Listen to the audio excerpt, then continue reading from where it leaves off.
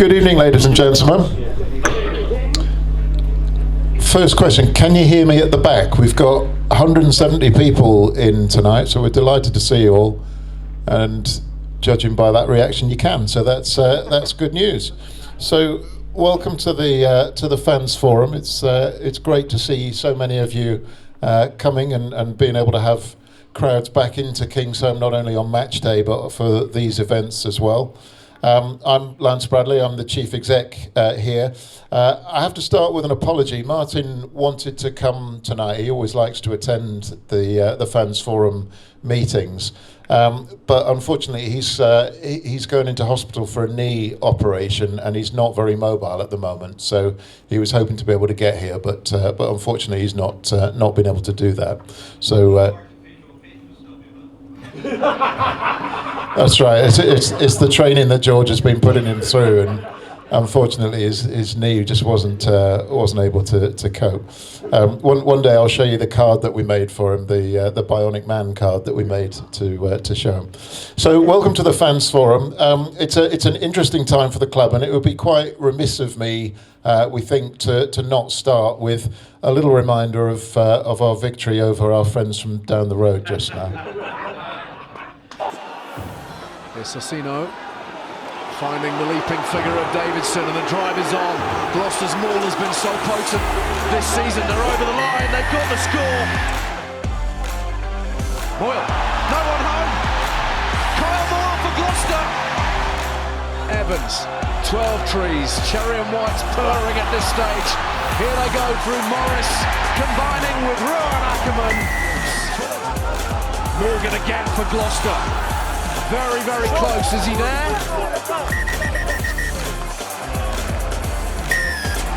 Chapman. Davidson. Try. Less than a minute on the clock in this second period. Chapman. Quick ball for Morgan. There are so many soft shoulders out there at the moment.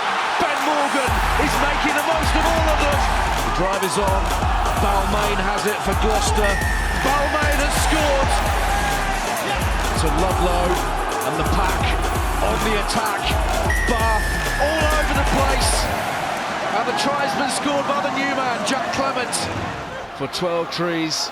Barton swings it wide. Morris one-on-one into the corner. But overall, Gloucester completely dominant. They've scored 11 tries. It's their biggest ever win over Bath in any competition. And Bath's league misery compounded in the cup. Another avalanche of points conceded. Full time here at Kingsholm. Gloucester 71, Bath 10. So that was fun, wasn't it? When we were talking about showing the highlights, we said, should we show the tries from the Bath game? And we said, well, we're not going to have time to show all the tries from the Bath game, are we? But we've managed to squeeze them in. So, as I say, welcome.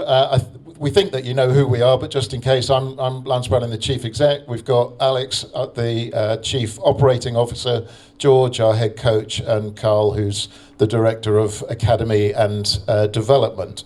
The agenda that we've got for you tonight, I'm going to give you a little bit of a business update. I know that isn't what you're here for. I know that you're here to hear from George and talk about how things are going on the pitch. But there's a couple of things that I'd just like to update you on what we're doing on the business side and how the foundation and community is going. And then we're going to move over to Alex to talk you through what's happening with the training centre. We've got some news on recruitment and retention for you, which we think that you'll like to hear. Carl's going to give a bit of an update on the academy, which, as you know, is a key priority for us. And then George is going to talk about what's happening on the pitch. And then we'll wrap up with a bit of a wrap up, and then we'll take your questions at the end. So starting with the business update, as I say, talk a little bit about the commercial performance and then the community activity. At our last meeting that we had back in August, I gave you an update on the improvements that we'd made during the 18 months that we'd been without fans, and these are the things that I talked about. I said that George and his coaching team had 12 months to establish their own way of working, and we've kept on with that, and that's beginning to show some rewards now. We've strengthened the squad where we needed to, and again, that's an ongoing process, and Alex is going to talk to you a bit more about that later.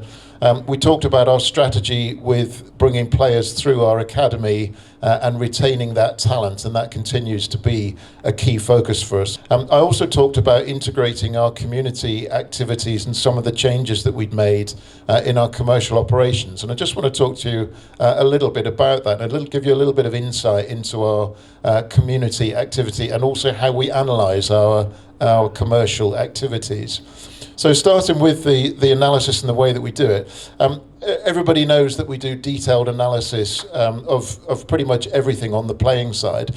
And just whilst we're on this photo, I know that we've said to you that please don't take photographs tonight. The reason for that is not because we're saying anything secret, it's because there are no known photographs of George smiling.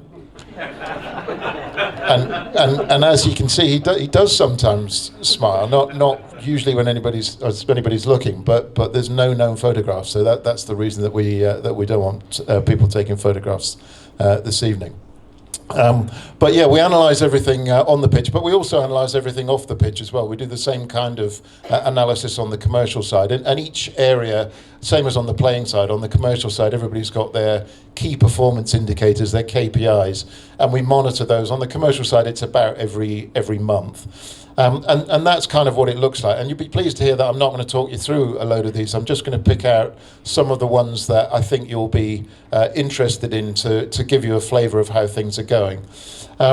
And when we're setting KPIs and setting what we're trying to do for this season, on the commercial side especially, it's actually quite difficult because what do you compare it to? You can't really compare it to last season because last season we didn't have any fans visiting and obviously everything was very difficult being in lockdown.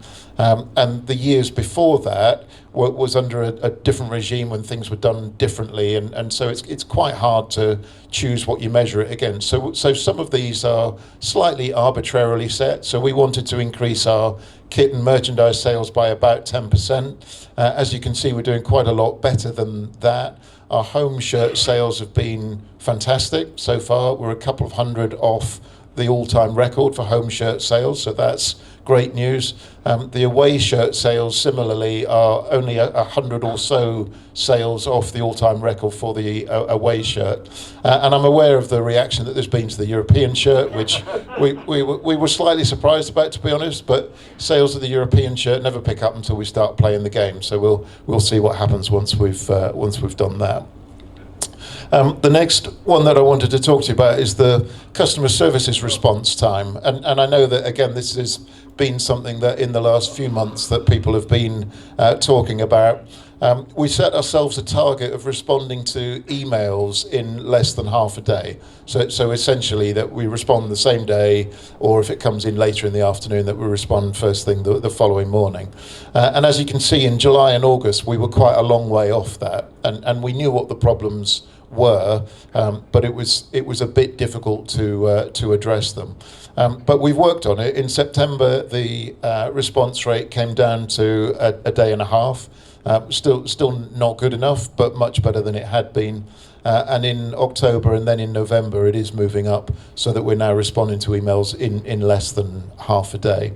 So that's the kind of level that we want to achieve. We're also looking at piloting a program where people who feel they need to speak to us can book a 5-minute slot to do that, just like you do with some doctor's surgeries.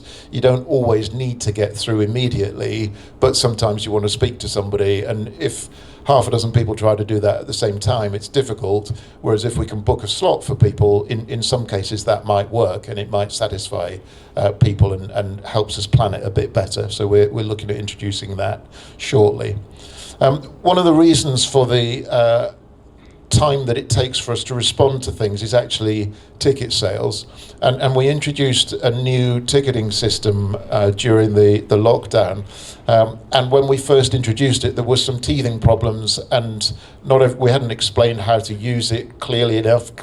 Obviously we thought we had, but clearly we hadn't, and the amount of ticket sales that were done online, we set ourselves a target of getting to 85% of our ticket sales being online.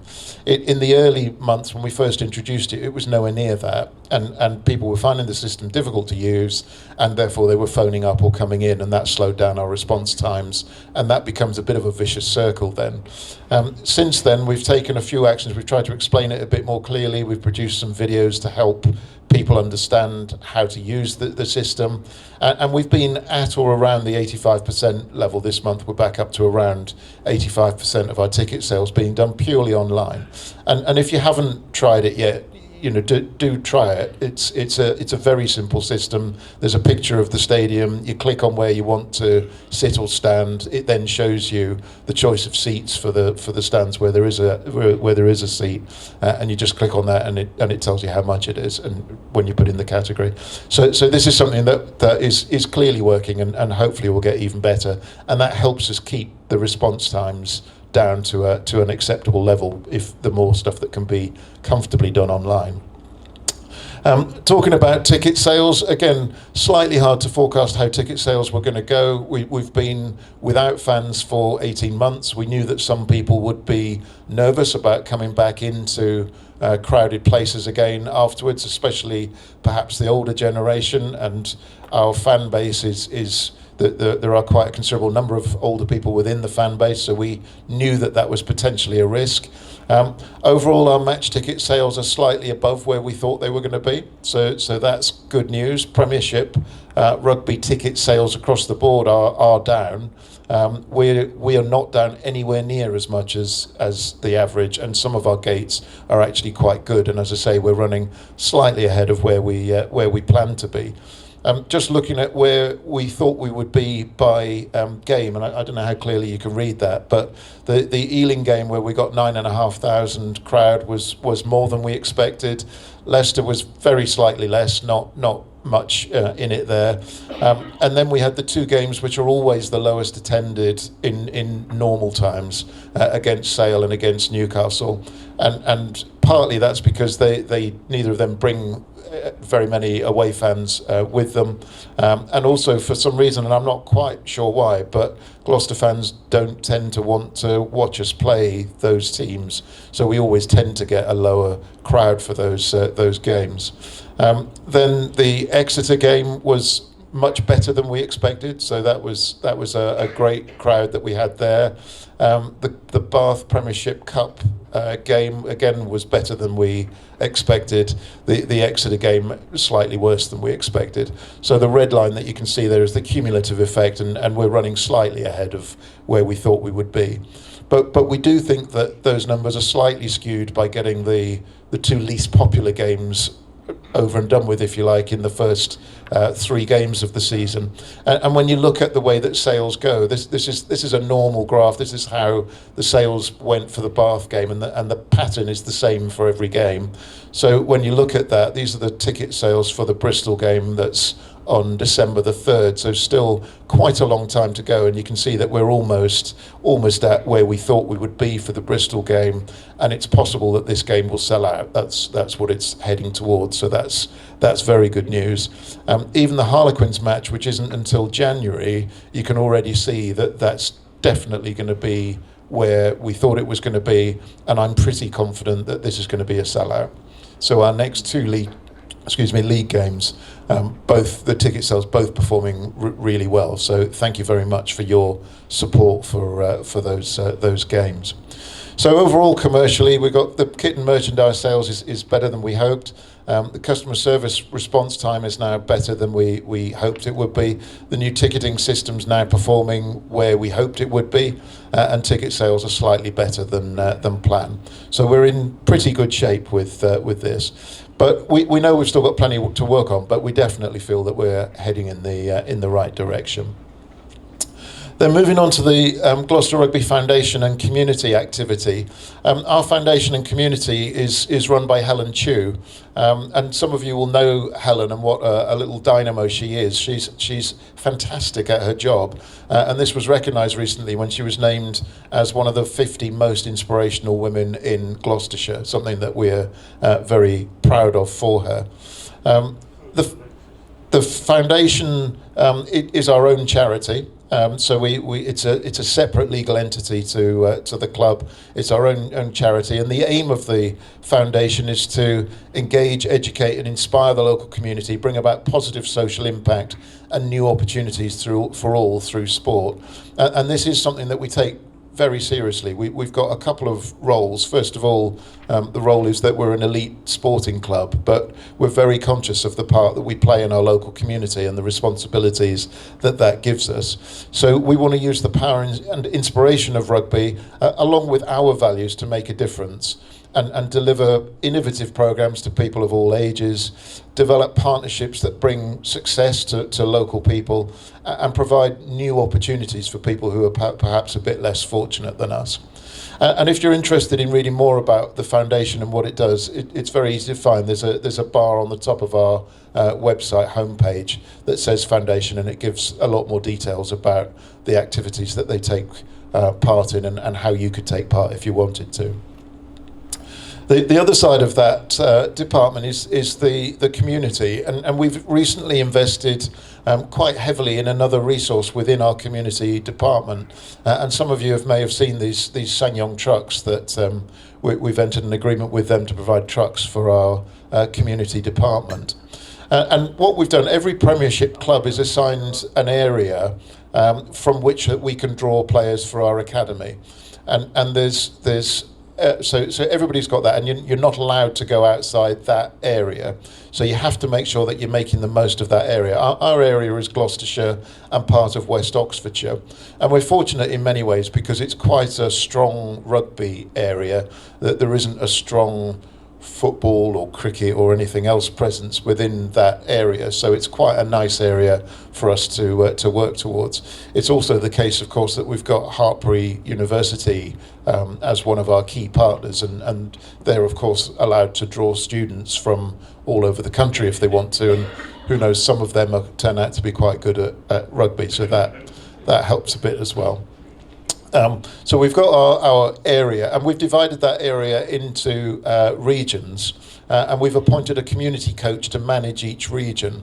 And their remit within that region is to visit schools and clubs in their area and find the next generation of fans and players. So their aim is actually to encourage the love of the game and its values. And yes, they're doing some scouting, and yes, they'll sell packages and whatever, but their primary aim is to encourage the love of the game and its values, because we strongly believe that if we can help create better people, that will lead to better players.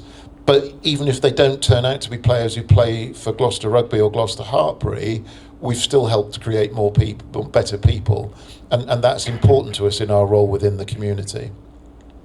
So the coaches can offer coaching sessions. They can help out in schools and clubs with coaching sessions.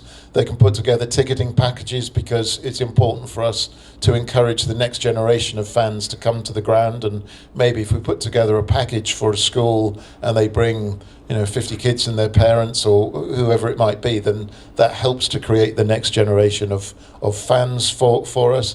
They can do rugby camps, and they can do local competitions. We had one recently with the Land Rover Cup, where we had dozens of local schools competing one Sunday, and it was quite a cold but a fantastic day's event that it was great to see so many people. And now that we have an artificial pitch, we can run competitions like that where the prize is that the final is played here at Kingsholm.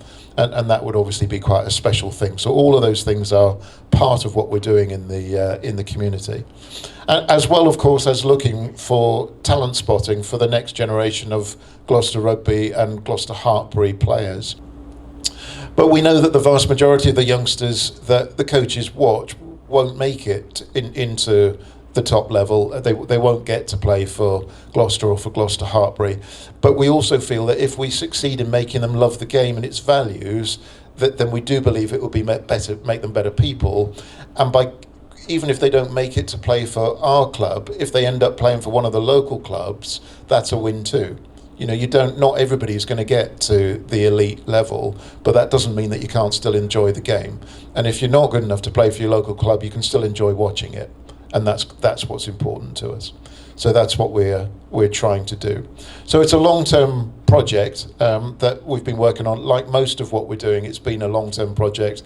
And I know last year was slightly frustrating when we were promising that things were going to get better, but hopefully you'll see that those things are getting better now, and we're looking, as I say, long-term. We think it's the right thing to do, not just for it to be the base of our pyramid, but as part of our commitment to the community and our responsibility towards the community. So that's my update. I thought that you'd just like to hear a little bit about that before we move on to the bit that you're probably most interested in, and that's the playing department update. So I'm going to hand over to Alex to take you through that. Thank you.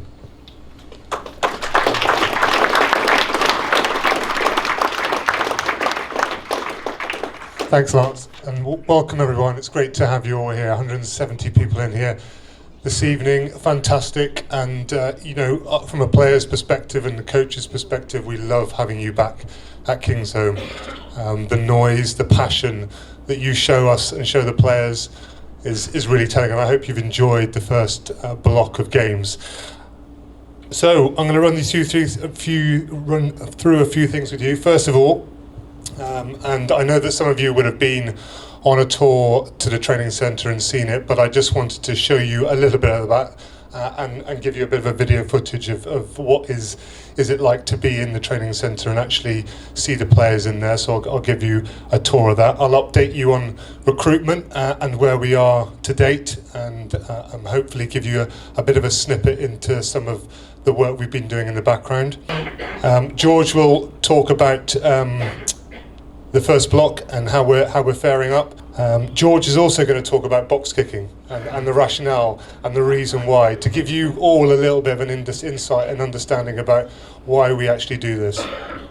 Okay, so first off, our training centre, and we are very, very proud of this training centre. I'm sure a lot of you have been around it and seen it, but I'll just show you what it was like before we actually took charge of it. So this is the warehouse as it was, a big open space, and this was taken back in May, I think. So the speed of the work that we had to do was it was impressive. We had to get it ready for the first game of the season. Players needed to use the gym, and we had a deadline of the 19th of July to get it all complete. So it was no mean feat, and amongst a COVID-inflicted season, it was ever challenging. But here it is. I mean, it's a massive indoor space. But where we are to date,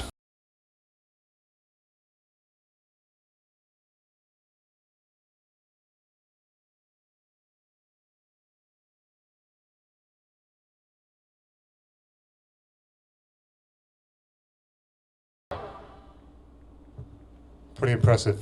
So we are delighted and proud to have that as our training facility. It really is a key statement by the club, and as I said, hugely proud to have it.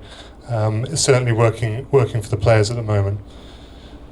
Okay, on to recruitment, and I'm just going to give you a little bit of a debrief about where we are. So I'm not sure if many of you know about the agent issue and the disputes that's been going on over the past sort of 3-4 months, but back in August, PRL, HMRC and the agents went into dispute about the treatment of agents' fees, and since then the agents have shut down. It's been very, very difficult to communicate with them, so recruitment has been a bit on hold. George, myself and the other coaches have been identifying and looking at players that we're targeting, and we've got an idea about where we're going, and we've got some gaps that we need to fill, but recruitment has been tough. You would have seen recently, over the last few days actually, that some deals have been done, notably George Ford's move. That has been concluded, and some deals are being done, and recruitment is going on, which is good. And certainly some of the news I'll tell you in a minute will show that. But we've got some positions we want to target, and certainly up front is where we're looking. Lance mentioned it earlier about the right people, and this is aligned to our academy, but we're adamant that we need to get the right people in here. We won't just select necessarily foreigners who don't know what it is to be a Gloucester rugby player. We will, George and I and some of the other coaches, will take a long time in analysing, interviewing. A lot of these interviews now are on Zoom, which is really quite useful, and getting to understand what the individual's like. Having the right individual play for the club is so important, and it needs to embody the attributes that George and the coaches are putting into the players. So the right people we have, some of them are in our squad at the moment, and I will let the video do the talking, because we have 4 renewals, new contracts for some of the players that are at the club at the moment, and this is an exclusive for you guys. It will be going out later, so please keep off your Twitter for now. They will be going out immediately after this fans forum.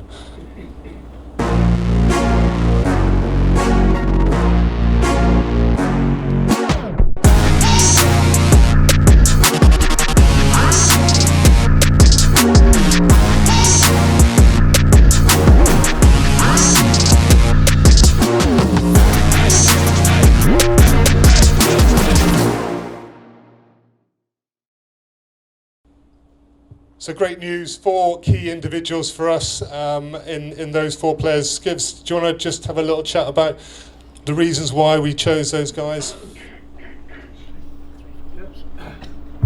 Saying? Yeah, we're in. Well, judging by the round of applause at the beginning, I think, you know, Ruan has... Ruan's at the forefront of everything we're doing. You know, his physicality, his work rate. I challenged him on a few bits around work rate last season, and he had to have an operation over the summer with his foot, and he, without doing a pre-season, he was in the best shape he'd ever been in, and he rolled into that first game. So I think that shows you where Ru's mindset is at, and he's one of the front guys who understands exactly what we're going to do. He's a very, very smart rugby player, very, very tough man, and I think again the way he plays every week is testament to what he's about and how bought into the system here he is. So very excited that Ru's chosen to stay on, and he's a big part of what we're going to do. And he's actually becoming, one of the main leaders in the squad. He's not a massively loud vocal bloke, but his actions and when he does speak, everybody listens. So very excited that he's continuing.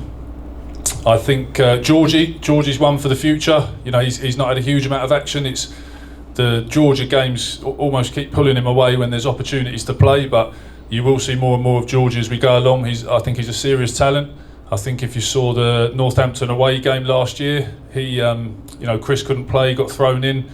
He actually had a baby on the day off, which he didn't tell anyone about. Came in the next day and had a blinder, and I think he's got real scope to be really, really exciting in the future. So very excited about Georgie.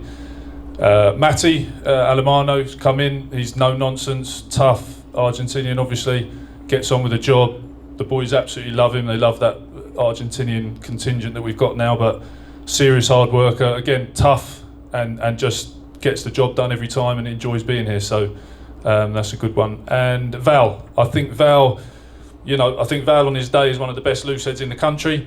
And again, I've challenged Val in certain areas, and he keeps rising to the challenge. And he's one of the characters within the squad. So he's he's got his quirky moments and that, but the boys love him, and I really enjoy coaching him.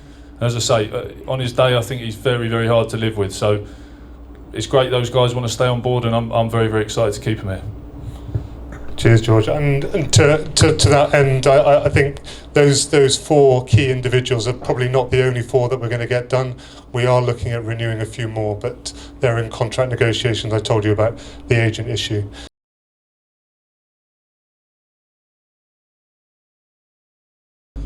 Hi everybody. Right, I'll just stick the table up. In review of the first block of the season, obviously the Premiership, we're relatively happy with where we're at. I think after those first 7 games, it's a decent position for us to be. I think if I'm being honest, I think the Saints game and the Exeter home game are probably the 2 for me that got away. We weren't happy with that first game of the season, and that's really on me. I think probably we had a few operations. Ruan was the one I referred to, and I felt we shouldn't play a game the week before that. I think, going back in time, I'd probably play a tougher game to get us ready.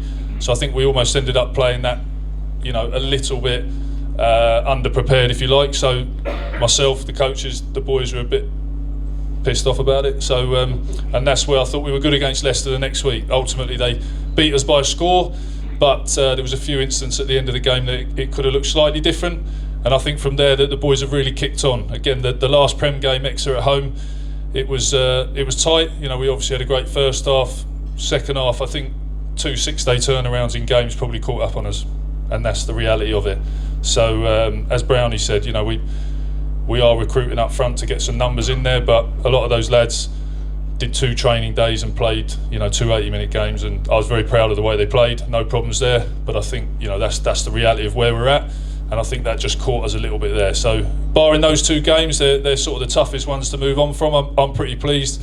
I think the attitude, the commitment from the boys has been outstanding, and I think the last 2 weeks in the Cup, particularly last weekend, has really shown all the hard work that Hoggy was talking about there, with the young lads coming through. And I think, you know, we've been saying this for, you know, 6 months or whatever, but I think, you know, 2 or 3 years' time, there's a seriously exciting group of players, and we'll see more and more of them as we go along. But they're proper Gloucester boys, and they love training together. And the beauty of it is there's a lot of boys, they're coming through it all together, and they're doing all these experiences together. And as Hoggy said, they're, you know, our driving maul, which has obviously become a real weapon for us in the Prem. You know, that team you saw who played Exeter, they defend that maul, they attack that maul, they rip into it every week. You know, they're getting fully exposed to high level training every week, and I think that is a really, really exciting element of what's going on. In the here and now, as I say, good spot for us to be in, and those young lads have put us in a good spot in the Cup as well. So pretty happy with where we're at. I think areas of the game, as I say, our maul's the best in the league by quite a margin, not just tries scored, but metres gained, and that's, you know, that's a year of hard work. It's not something we just focused on in pre-season. We were getting there at the back end of last year, and we want it to be a weapon, and it is a weapon now. And teams are recognising that. They're having to cheat to stop it. Occasionally they're getting away with cheating to stop it, but for the most part, you know, the tide is starting to turn. And, you know, at the end of the day, you know, if you're in this bit here, the decisions go your way. If you're in this bit here, they don't. If you're in the middle, it's hit and miss. And we're not a club yet who is a recognised top 4 threat. And you've got to work hard, and you've got to get yourself up there. And there's no point moaning about decisions that don't go your way. But certainly teams are having to be creative to stop our maul, which is really good. I think our kicking game has become a real weapon. And again, a lot of I speak to the refs a couple of days out from the games. And a lot of the things I get from them is from the other team talking about, can they make sure our wingers are onside, or our halfbacks aren't touching the ball with their hands, or whatever, or 10s aren't kicking on crossfield kicks, which is fine, but it's good because it just sends a message to me that people are worried about our kicking game now, and coaches are threatened by it, and they want refs and officials looking at little bits all the time just because they're concerned that we're getting on top of them in that area. So very pleased with that. I think our defence is a real threat now. I think teams find it very hard to break us down, and we've got the most physical dominance in terms of percentage relative hits in the league. So boys are loving defending, they're loving smashing people, and I think that's a good place to be. Attack wise, we're getting there. I think we've got a few new combinations. You know, last year we obviously halfback was a bit of an issue with people getting in and out, injured, people leaving, people coming. It was a bit of a mishmash. You know, obviously recruited to try and strengthen that up, and I think some of the guys from last year have really pushed their case as well. I think 9 and 10 is now a very exciting position for us. I think we've got 2 or 3 in each position which are going to push each other really, really hard. I think we saw that with Chappers and Benny Meehan over the last 2 weeks. You know, there were 2 outstanding performances from both. So I think those combinations, we're probably not there yet, in all honesty. Obviously, yeah, some of the boys have been away the last 2 weeks, so we go into this week and we'll hopefully build as we get into the Christmas period. But probably the most exciting part for me is we are a bit off where we want to be in a couple of areas, but we know we're going to get there. So we're very strong in certain bits, and, you know, if I thought we were really strong in all areas and we were 6th in the league, then I wouldn't be that excited. But the fact that I feel we've got so much we can kick on with, and the boys are so excited, and we're all very aware of the areas we haven't quite clicked, and the boys are very honest about it, and we're very honest, and we're working hard. So I'm very excited about where we're going in terms of where we can get to. Obviously, it's a tough league, and you win a couple of games, things look great. You lose a couple, they don't. We'll see where we end up as the season goes along. But I think that's probably my review of the first block. Okay, so I was asked to talk about box kicking. I'm not sure I'm going to win this, but right. The kicking game is crucial now, and obviously the box kick is the bigger part of the game. You know, we've used the crossfield well, and all those sorts of bits. But across world rugby, box kicking is huge. If I try, and the best way I think I can break it down is the team who kicked the most in the league last year were Harlequins by quite a way, and obviously they won the league. The team who kicked the most in the first block of Premiership games is Leicester Tigers. The team who've kicked the least is Bath. So it's not always going to be as black and white as that, but it is pretty black and white over the last couple of seasons. If your kicking game's good, you're going to be in a decent spot.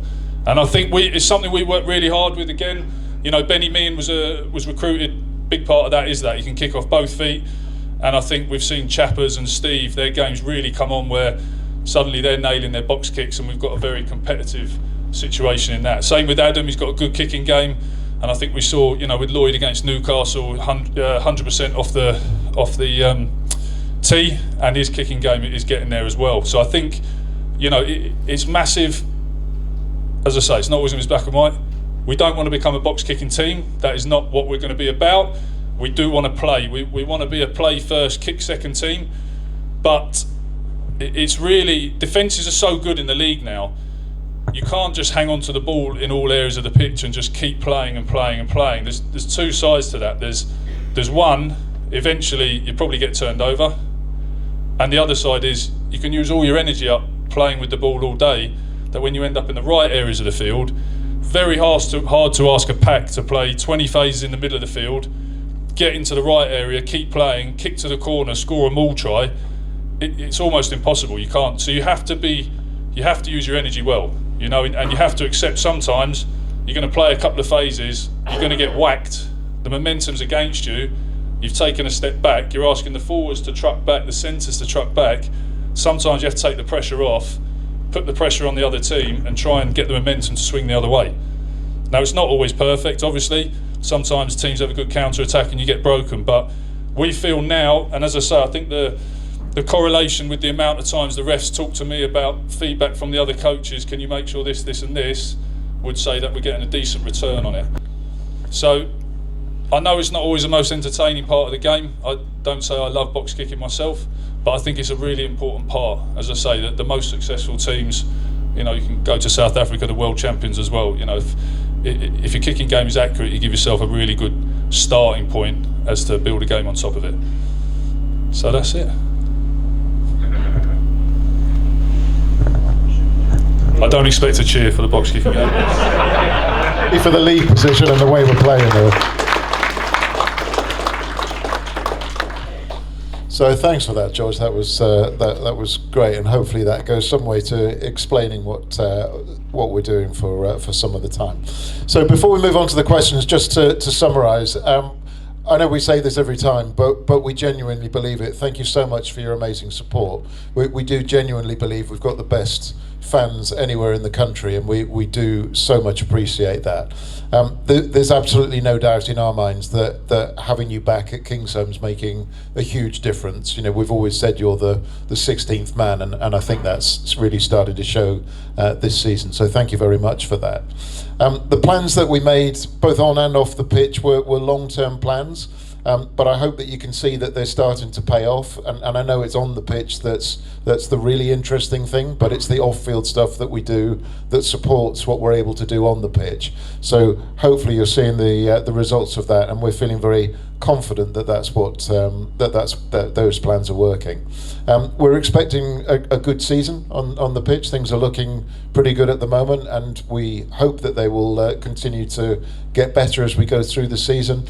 You'll have seen we've got some great youngsters coming through our academy, and there's some very exciting times ahead, as George mentioned and as Carl explained earlier. There really is every reason to be very excited about what's coming during this season, and we feel we're in a great place, and that hopefully it's getting better still. So thank you very much for your attention. If there are any questions, which I'm sure there are, we'd be very happy to take them. Ideally ones to George or Alex or... So we've got a couple of mics in the room. We've just one here. And if you can speak into the mic, not too close so the people at the back can hear you. Thank you. Is that okay? Can people hear me at the back? Good, cool, brilliant. Yeah, this is for, I suppose, George. And are we looking to target the Premiership Cup and the Challenge Cup this year? There was a really, really strong side against Bath. Obviously, that was great because we stuffed them, so thank you for that. And the other part, it kind of goes on to then, Carl. You mentioned the academy; it's brilliant, and thank you very much for the really in-depth analysis of the players we mentioned in Freddie and Jake. What are the opportunities for the academy players to play meaningful games? Because obviously, I don't think the Premiership Shield is around this year. I was told it wasn't. So, what's the opportunities for players to get into the side, and then obviously, hopefully, get into finals in the Challenge Cup and the Premiership Cup?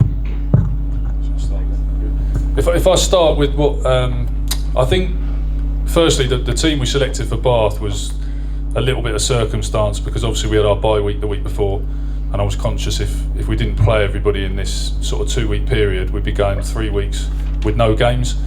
And like I say, I think the boys, they desperately needed a week off with the 2 short turnarounds we'd had before that. But you know, that was really, I was very focused on us. I'll be honest, I actually thought Bath would send a really strong team to us as well. I thought that's the way they'd come. But as you say, it lined up for it is what it is. But the good thing on that day for me was the processes we went through. We stayed on task. It didn't become a sevens game of rugby, so I was actually, regardless of who was on the field and who wasn't, I was really pleased with that. And as you say, the young guns on the weekend put us in a good position. I think, being absolutely honest, I'm sort of going in monthly chunks, if you like. We're really sort of organising and you know, planning in a month. Last year I tried to plan a little bit ahead as to getting everyone on the pitch, and injuries, results around you, it all sort of dictates and has a role in it. So I think it's more about where you are as the games come around and resting players, and from here on and in, really, there's not a huge amount of chance to rest people. So we're going to be selective around when we get people rest, you know, when we give them a chance to have a breather, which they have to. So I wouldn't say we're targeting this, we're targeting that. I say we're very much going month by month, and we'll just see how the cards fall as we go along from that point of view. But obviously with those 2 cup results, I wouldn't be saying you know, that we'd take the Prem Cup lightly or anything like that. It's all on at the moment. Yeah, I think your question's very valid. It's a real challenge for every club to get. You get young players that come through that are superstars at age grade rugby, but the jump between age grade rugby and Premiership is vast, is huge, and getting meaningful games has always been historically a challenge. That's where Hartpury's a massive piece of the jigsaw for us, especially more front 5 forwards, where you go in the Championship and you're mauling and brawling. It's slower than the Prem, but it's a real physical challenge. But we've got to find stepping stones for whoever our young players are, that they don't become professional trainers. Too often in too many clubs, as a young player signs a senior contract, he goes into the senior squad and he holds a bag, or he runs WASP line out or WASP strike, and actually there's no focus on his development. What George and his coaches we are doing non-match day 23s, so they are doing WASP strikes and they are helping the first team, but we're also setting aside to say, okay, let's take the group that are not starting and actually putting time and effort into them, and hence you saw some of the images up there.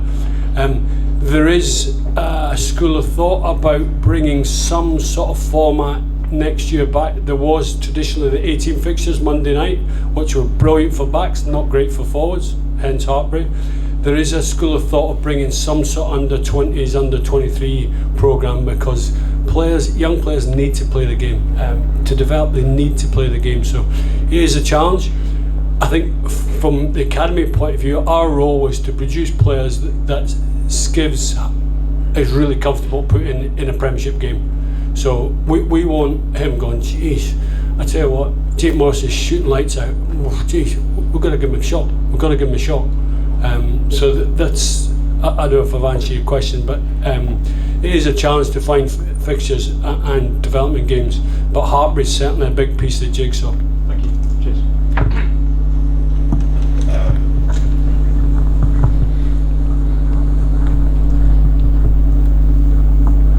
One for Skivs again, really. We've got 3 fixtures close together over the Christmas and the New Year period. How on earth do you go about planning to have 3 competitive squads in such a short space of time?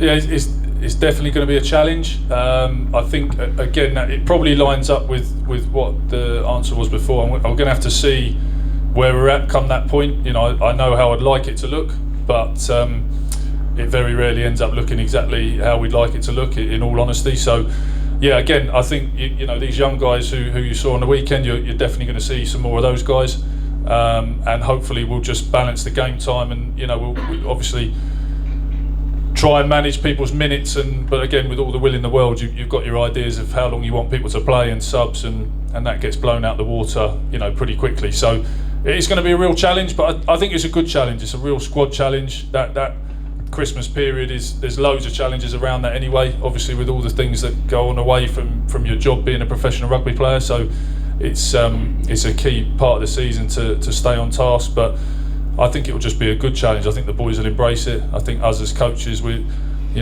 get ready, roll our sleeves up. There's going to be a lot of action in that period, and we'll just see where we're at. But I feel good about that, because I think, like I say, what we saw with those young lads on the weekend, you know, I've not got much fear of playing plenty of those young guys if needs be. And yeah, I think we'll embrace it. It'll be exciting, but yeah, it's definitely going to be a challenge, and yeah, we'll see. I'll see you on the other side of it, and I'll let you know if I was going to say if I've got any hair left, but I won't definitely have that.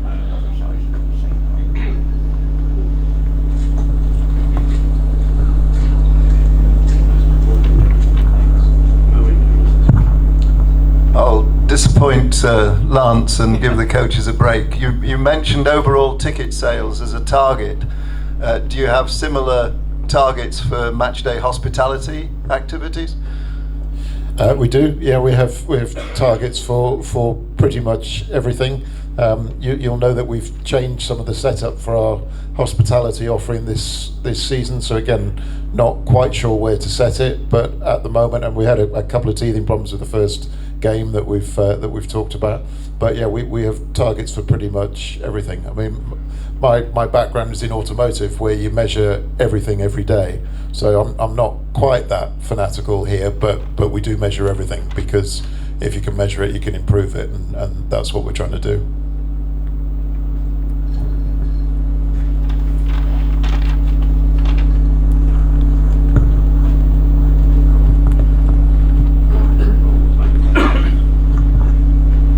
One for probably Alex, I guess. Yes. We've heard a lot about analysis and how crucial that is to success. And I just wonder, in terms of the pitch, have you actively been seeking sort of other sides' reaction to it, how they felt it played, and what is the good and negative feedback you may have had on it? Well, it's a really good question, actually, and certainly wind back the clock 6 months, and we were all a little bit nervous about how it was going to work out. But I personally couldn't be more happy with the success it's had. The pitch that we have on field here replicates the one indoors, and having consistency of surface has proved to be invaluable, really. I know from a coaching's perspective and injury perspective, we are tracking really well. Some of that is circumstance, and you can put that down to all manners of things, but definitely is true that having a consistent surface and the players playing on that week in, week out, as well as training on it, has definitely improved things, and we're starting to see that. It'll be interesting to see the data at the end of the season when we compare ourselves to other Premiership clubs. Certainly when we did this analysis at the start, when we looked at installing an artificial pitch, the analysis was pretty compelling that an artificial surface was actually better for players in terms of injuries. So we're really happy with it. We clearly do get a lot of feedback. It's a big talking point when teams come here. The way we handle the pitch is not like other teams do. You'll see the Worcester pitch, the Sarries pitch, and even the Newcastle pitch, they don't maintain it anywhere near to the levels that we do. We are particularly strict about what goes on the pitch, and that does disappoint people. They aren't able to jump on with their flat shoes. We've insisted that even media crew have boots, and that's caused some issues for them, but quite frankly it's all about being elite, and we have to provide the players with the best surface possible, and we've certainly done that with what we've got. So we are happy. The feedback we've got so far from the players who have come here and used the pitch is really positive, actually. Clearly abrasions is an issue, and we've had a few of those, and a few teams have come here and suffered abrasions, but if we look at it in the context of bigger injuries that are done on badly maintained pitches or waterlogged pitches, it is pale in comparison. So overall, I think we are, as a coaching group and players and team, are delighted with its performance. Not only with that, but aligned to the fact that we can use it. We can use it. We had 4 games here last week. We had a schools match here where over 1,000 kids came and watched their school play. We had the Armed Forces match. We had a Premiership Cup game, and then another Premiership Cup game, as well as all the training that's going on it. So what's great about it is that we're really able to embrace what this club is all about, which is we are the hub of the community. We truly believe that, and we want to be proud in that, and be able to showcase that to not just the Premiership team and what goes on, but what other people come and experience, and schools is a big part of it. Yeah, we're pretty delighted. Sorry for the long-winded response. Can I just add to Alex's point, is Cheltenham College and Tommy's played the other Thursday, and the players and staff were absolutely buzzing. Had the opportunity to play at Kingsholm the night before. There was an under-16s Bristol versus Gloucester. Young kids are playing out the front there, and staff, young players, absolutely delighted to have the opportunity. It's not a full crowd clearly, but just the opportunity to play at Kingsholm is great for them. I'll just ask another one if it's okay. Really quickly, one for you, Carl. Actually, you talked brilliantly about how making better men, Gloucester DNA running through their veins. In terms of the holistic picture, I wasn't hearing so much about the transition out the other end. Whether that's for a player who doesn't make it, or whether that's for a player actually who stayed at the club for many years.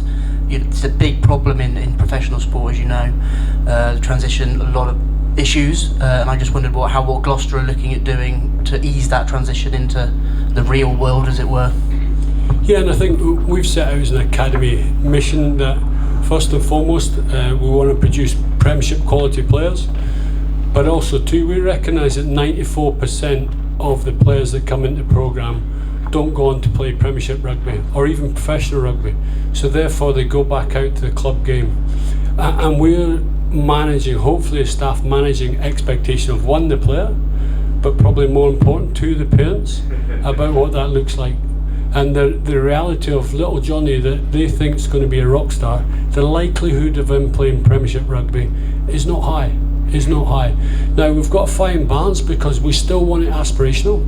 There's still somebody going to make it, and still somebody's going to play at the front, but we've got a moral obligation to make sure that they still in love with the game. And we're looking at everything from parents' experience, players' experience within the programme, to make sure that they're still in love with the sport, and they go back into the community game, wherever that is, whether it's a local club or a junior club, and they give something back to the game, and they're still in love with the game, and the ambassadors for the club, they hold the values that we hold dear: humility, hard work, because we think being part of a local rugby club, you have a sense of belonging, you have a sense of being part of something bigger than yourself, and you give something back to the community. That's what we all started the sport because it was a nice, safe environment. They played the sport you love, and you know what? They were like-minded people. For all the benefits of networking, whether that's occupational or as from a social aspect, it's huge, and it's something very much on our radar. we talk to parents, we talk to the players about putting something back, and we want them to still love the sport. That's why they took it up in the first place.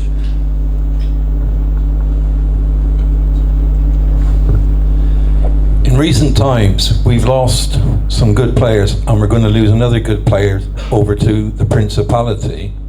Obviously, Ross Moriarty and Louis.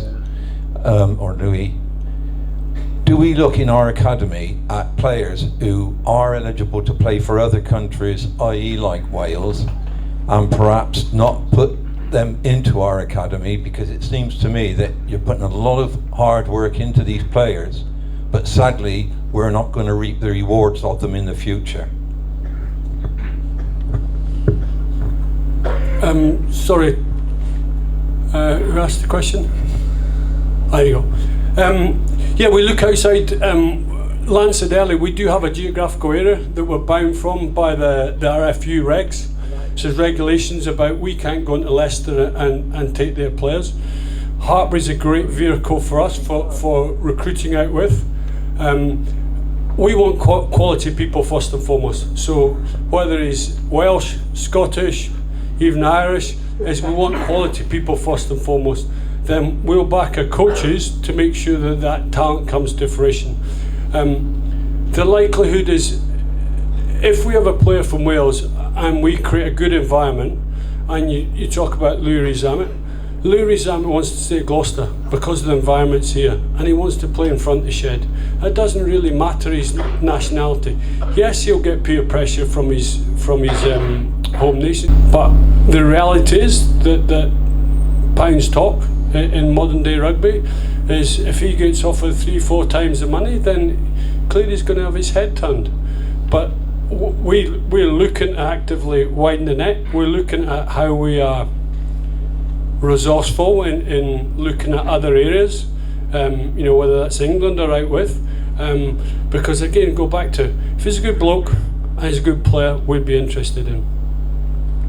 I just quickly wanted to pick up on one of your points there, and obviously it was sad when we lost Ross, and that's been and gone. But you said about Lewis going. I just wanted to make it clear to everyone that Lewis is here for the long term. He has signed a long-term contract, and he certainly won't be going anywhere. So just wanted to dispel that myth.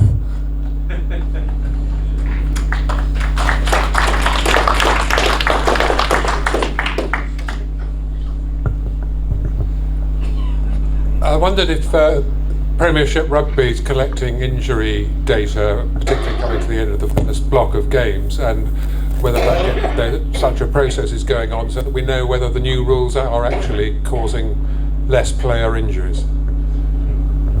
Yeah, it's an interesting question, and they do a review. We haven't had that review data back yet, and we're keen to get it because, like I said about the pitch and the injury profile that we've got across our squad, we feel we're in a good place. Maybe something to do with the rules, but we're keen to review it. So as soon as we get that data, we will review it and we'll feed back in another forum, I'm sure. But certainly something we're keeping an eye on is the data. Aligned to what Lance said at the start, if we can't measure things, we can't improve things. So we do measure everything, and that's across the board.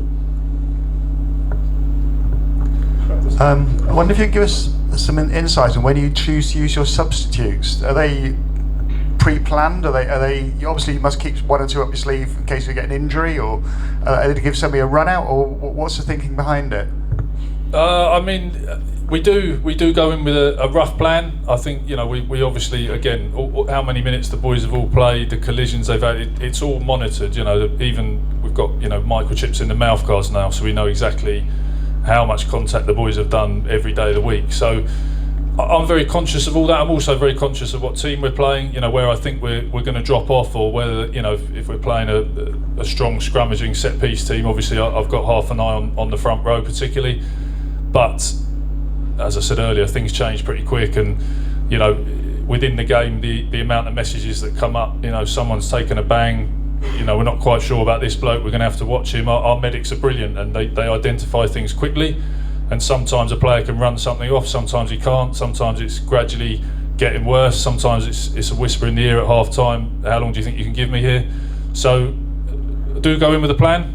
I'd say half the time the plan changes, within the first half, because you get a feel, or again, momentum's going your way, it's not going your way, but it changes every week. The plan that I have written down in my notebook changes every week depending on who we're playing, and again, it changes very, very quickly, pretty much every minute of the game depending on what's happening and the messages I'm receiving from the medics. So do plan it out, but you've got to be quick to think and respond to what's happening in front of you as well. Sorry, there's a gentleman here. Just got a couple of questions. One for Carl. Who should we be keeping an eye out for as the next forward and the next back? Who you expect to make it up into the elite academy with Jack, George, and Stephen? And then the other question is probably for Alex.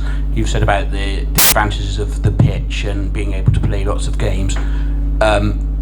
Are we likely to see any double headers during the rest of the season, perhaps with the women's team or with some of the Gloucester age group teams? I'll pass the first question on to George, because he's got eyes on the boys every day. I think Freddie Thomas has had a really strong start to the season. Again, he's one of the guys. As Hoggy showed in the footage, the difference in Freddie in a year is dramatic. There's been a little bit of circumstance around there. We've had a few injuries in that area in the back five of the scrum, which we've pretty much had from day one. Obviously, we haven't seen too much of Slater and a couple of people like that. So we've, in fact, I think we haven't had a game with 3 fit locks actually. Since we started the season. So, Freddie's come into that. He's had a lot of action. I think he's definitely one who's pushing hard to get into that elite academy spot. I thought both the young wingers the last 2 weeks, those two have got real promise. They're obviously in a very, very competitive position within our squad. But I also think it's a great place to be as a young winger in our squad, because you've got such quality in different. You've got Johnny, Ollie, Zam, Thorlo. There's all these guys to look at. They're very different wingers, and there's loads to learn. And also, they all get pulled away at various stages in the season, so there is actually opportunity to play. But I certainly think those have put their best foot forward. And Arthur Clark is another one. I think you saw him probably for the first time this week. He's a very tall man, very strong, tough, and he works really hard. And he's he's growing nicely in the background as a bit of a leader amongst the young lads, even though he probably hasn't played as much as them. He's becoming a real presence. So those guys certainly I'd keep an eye on, yeah. And just to reply on your question about double headers in the women's game. So both we are focusing on double headers for sure. We've been in an environment over the last year and a half with all restrictions and COVID and certainly for Premiership games it's been very difficult to do anything outside of just one fixture. So we've got some plans for some double headers, and some of them do involve the women's game. The women's game is only going one way. We're delighted with the way that the Gloucester Hartpury women are performing at the moment. I know a lot of you will know James Forrester, and he's an integral part of the women's team now, probably not known to many, but he's doing some fantastic things, and my relationship with him is very strong, and we're pushing that as far as we can.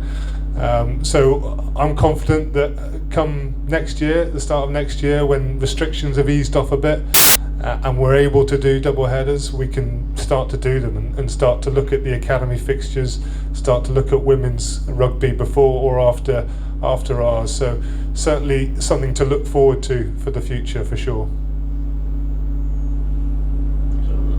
It's a general question. It applies to all clubs.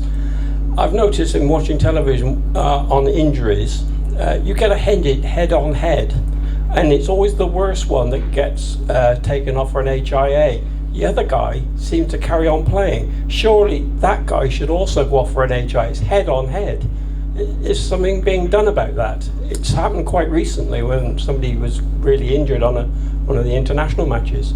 Yeah, and your point's correct in some ways. We actually have taken advantage of a new technology.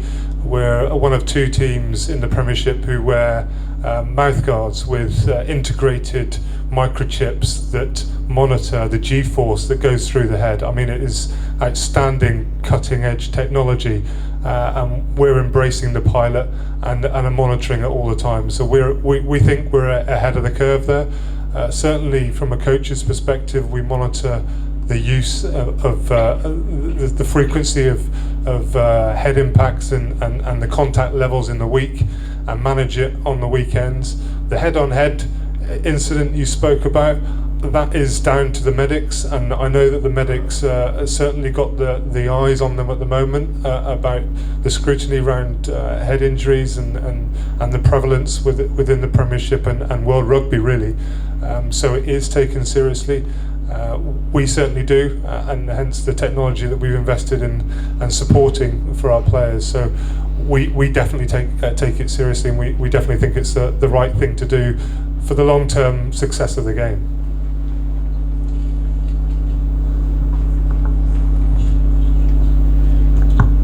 Yes, I've got a couple of questions. One is with the Premiership Cup. What was the criterion for the game? Can you put your best team forward, or is it for young players to come through? And the second question was with regard to injuries. I expect quite a few people have seen Jamal Ford-Robertson receiving treatment after the game. I just wondered how he was getting on. The first question, you can go as strong as you want in the cup. I think again it's a little bit circumstance. I think this year's going to be unique with the bye weeks. I saw Leicester went really strong against Wasps last weekend because their bye week is this week, so they obviously felt like we did against Bath. It was the right time to get their players a hit out, having rested them the week before. But there's no rules or restrictions. You can go as hard as you want, and I think back end of that cup you tend to see pretty strong teams playing every year. So there's certainly no restrictions on it. With regards to Jamal's nose, he's fine. I think he puts it out there, so he obviously wants you all to see it. I think he quite enjoys everybody sees it. But we've seen a lot worse broken nose. I hate to tell Jamal that, but yeah, he's good to go. He's got a smile on his face, and he's embraced it for a good old-fashioned rugby bang.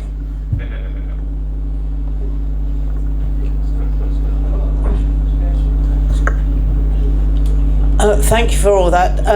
If I could just sidestep slightly to an operational question. I first came here when I moved to Gloucester 2 years ago, and I was really impressed with the swipe station.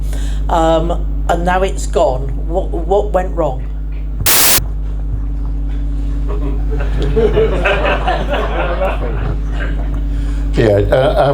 So some of you know that we've been working with Freeman's to run the bars for us and working on providing a better service. One of the things that we've done in conjunction with Freeman's is to put in a lot more tills than we had previously, and that's a process that's continuing, so that we try to get the queues down and have a more efficient service. And we've actually got a review with them tomorrow, but we know that that's working. We wanted to see how that worked before and to review how it's doing.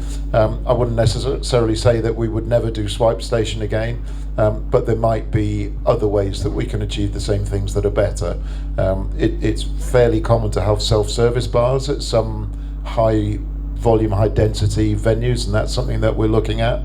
But we're looking overall at how we can provide faster and better service throughout all of the bars, and so everything's constantly under review. So it's not really a decision to get rid of it. It's just we want to see how we're going, and then we'll review things and see what we need going forwards.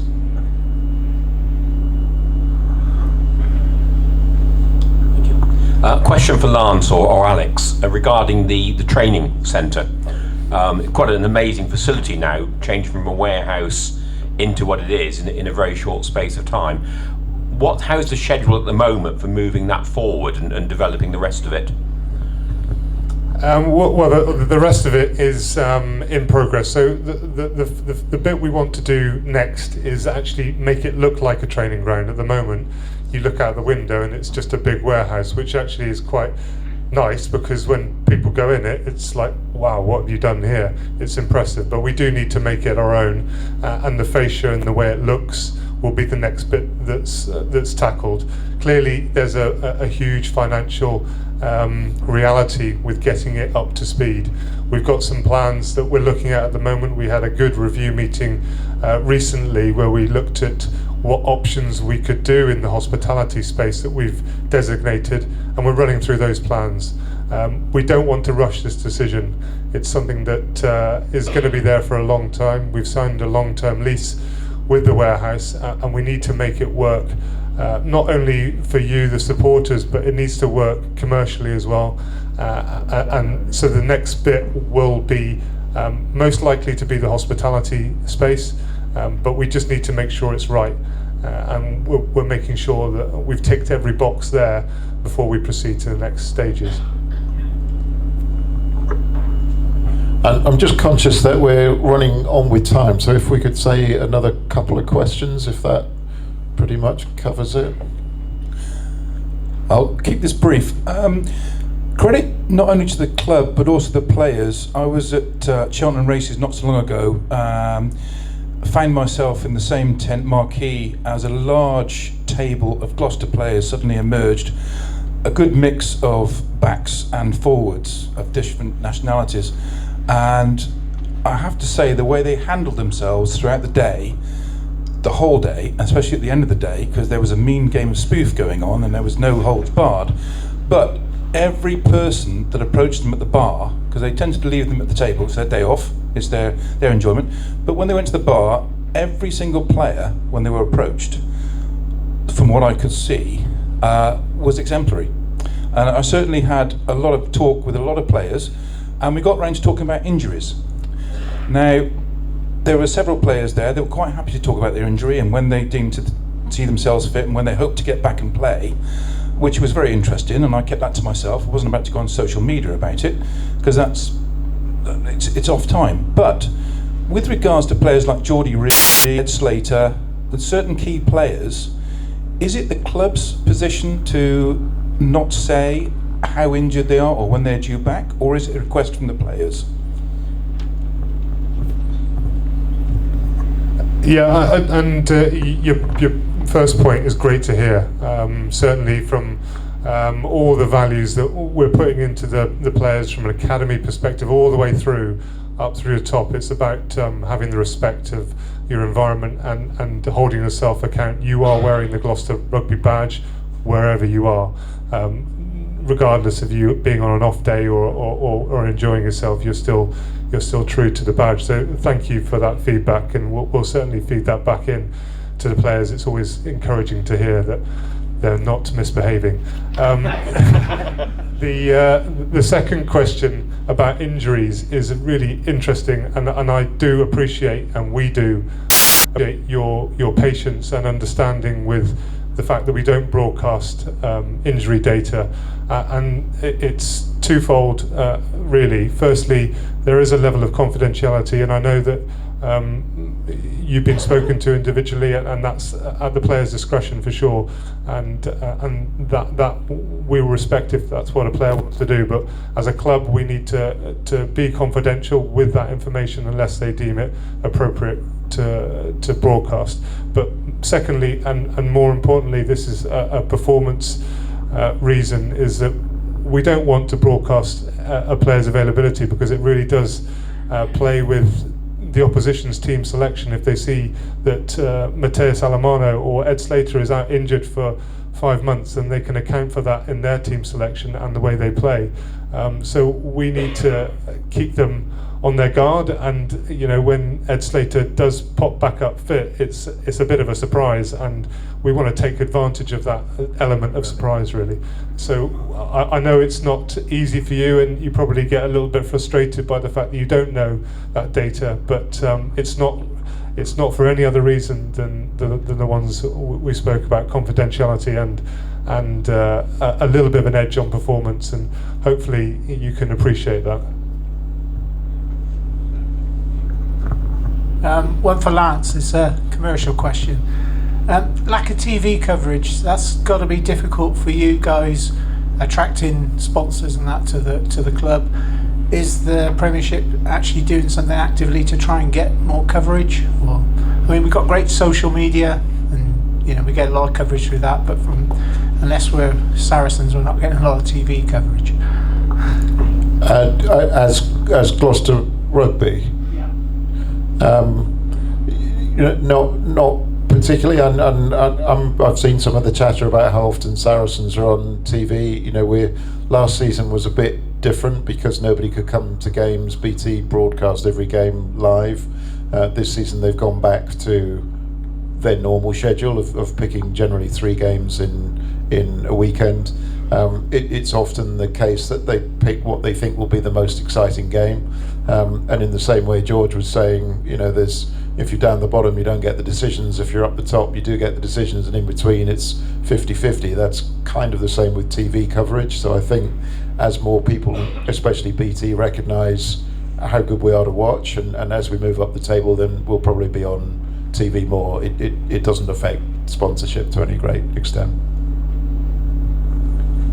We've got one final question.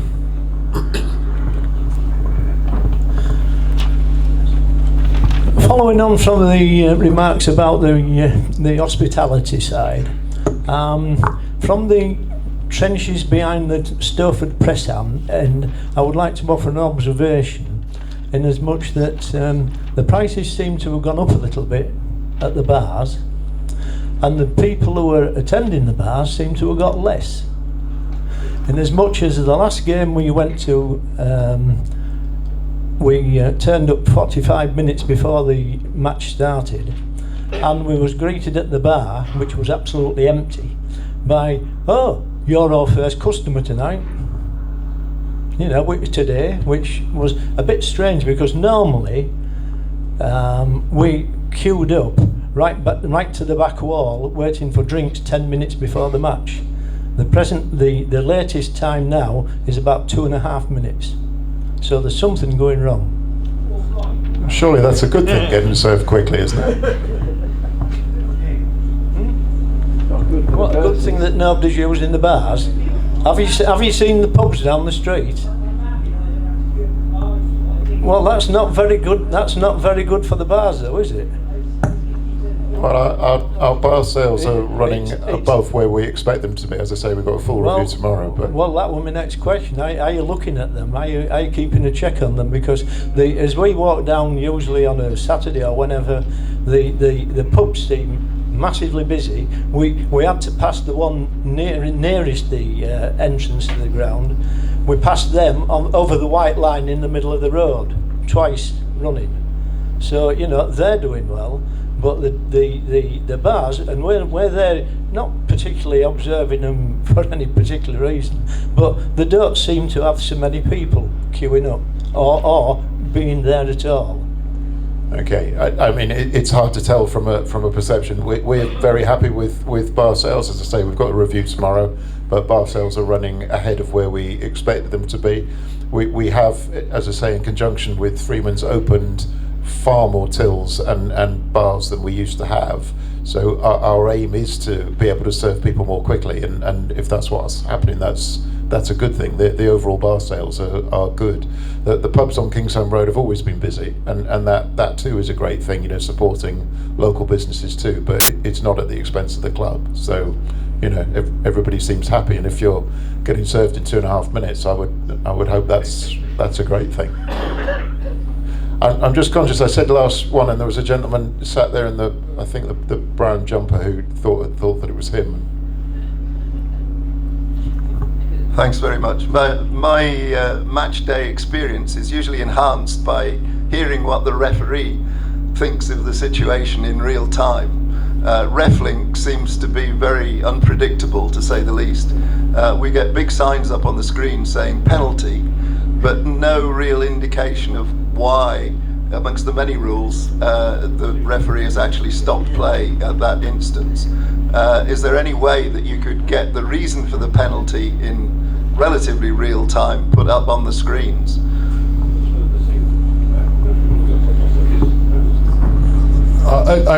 We will have a look at the RefLink issue for you. I wasn't aware of a major problem with that, but we'll look into that.